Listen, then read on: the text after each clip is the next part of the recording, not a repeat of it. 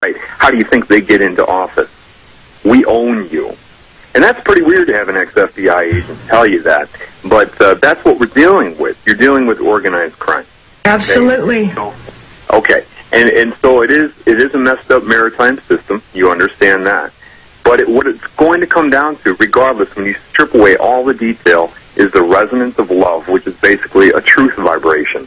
When people have that, then they can stand up for the truth. If they're disconnected, they'll be binary in their mind, and they will justify why not to be a life form, which is that which expresses love and truth. So that is where we got to focus, and a lot of it is recharging the spirit of people so they actually feel like they should contribute, that they do have value in and of themselves, and when they can do that, they're more likely to stand up for other people. Absolutely. We are in the same place. Yes. The one thing that I try to demonstrate more than any other is that this is not just our right, it's our duty.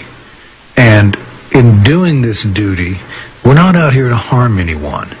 Oh yeah, I file a lot of criminal complaints against public officials, but that's merely a means to a proper end. I have no animosity toward these guys. For the most part, I consider the police to be people who want to be good guys. Exactly. They're stuck in a garbage system they can't fix. And when we implement these strategies, we don't do this out of feelings of anger or vengeance or vindication. We do it out of justice and duty. And more than that.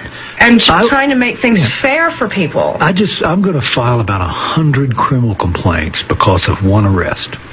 I'm going to file against public officials who have no idea what they did wrong. And I'm going to charge them with following policy.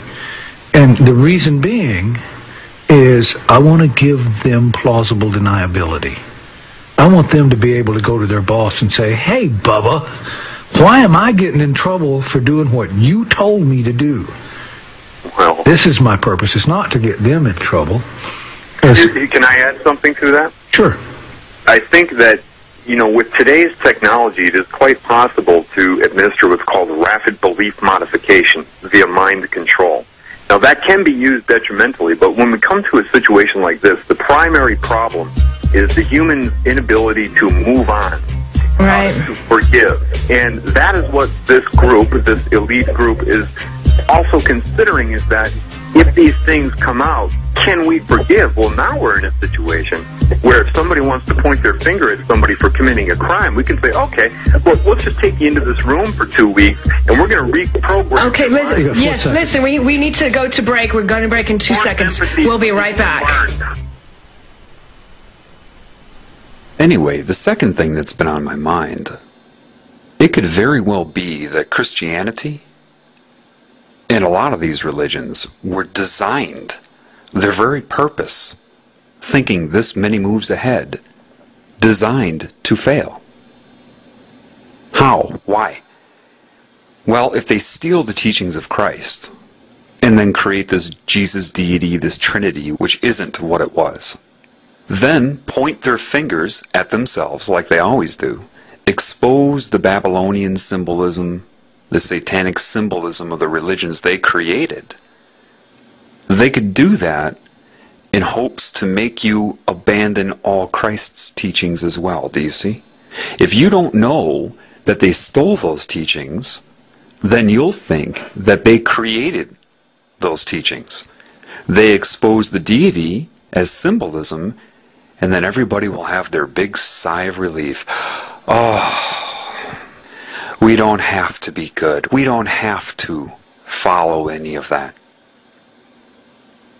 You see, the ultimate last-ditch attempt to discredit Christ. Why? That opens the door for the New World religion of sorcery, or Satanism, for the utopia. It has to be that because there's no way these people doing what they're doing could have given the metaphors that Christ gave to create some symbolic deity. The two wouldn't go hand in hand. So, it really, from what I've been learning, what I've seen, they stole his teachings, to draw people into both Christianity and Satanism. Then they're going to point the finger at the symbolism of Christianity and other religions so that people release all of the teachings of Christ, thinking was a fraud, for the final entrapment. It's very important that you stay balanced. Because regardless of what's happening in this reality, you have got to stay you while you speak out about it. All of these things. The primary foundation of what you are is love, and that's what they don't want you to know. And the easiest way to do that is to come in the name of love and slowly tear you away from it, redefine it, to ensnare you in the web. One more thing I want to address for people, which has nothing to do with the topic, but I'll add it to this recording, okay? People are kind of getting tongue-tied and gridlocked trying to approach people about what's going on. Finding it very difficult, as would be predicted, to go up to a stranger and start talking about the New World Order or even spirit. It is very difficult. So how do you approach people? Well, I've already shown you that. You've got to understand, look, it doesn't matter how fraudulent a person's belief systems are.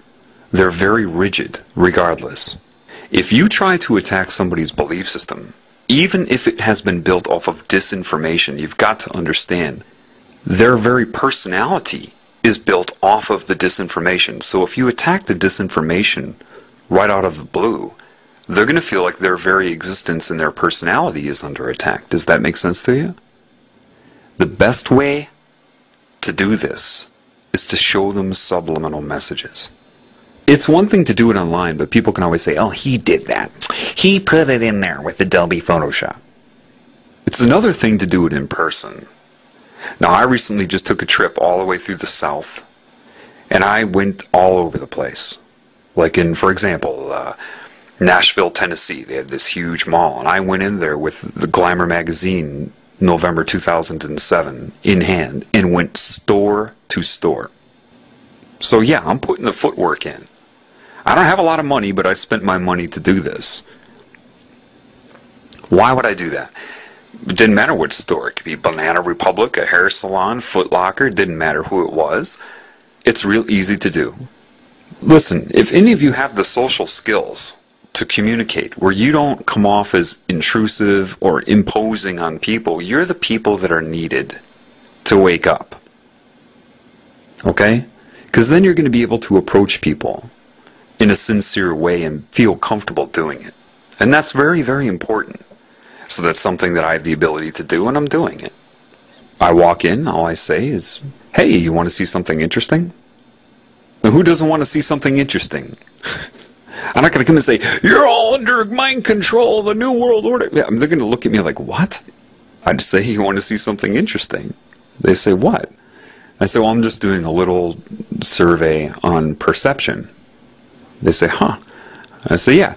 And then I just give them a very simplistic understanding. I say, imagine, what I'm looking at is how people's minds are shaped, and I want to test you and see how perceptive you are. What are you able to catch? So now people are competitive. They're interested. Then I go through the conscious mind and subconscious mind thing. I say, recall. I say, you know what the subconscious mind is, right? And usually they'll say, yeah, whether they do or not. Say, remember that the subconscious mind is that which the conscious mind will access for the meaning it's going to project onto its reality. And then I say, well, let me just show you something very basic. And then there's a primary manipulative thing on the cover of that magazine where they have that paragraph-shaped 2 huge 9s.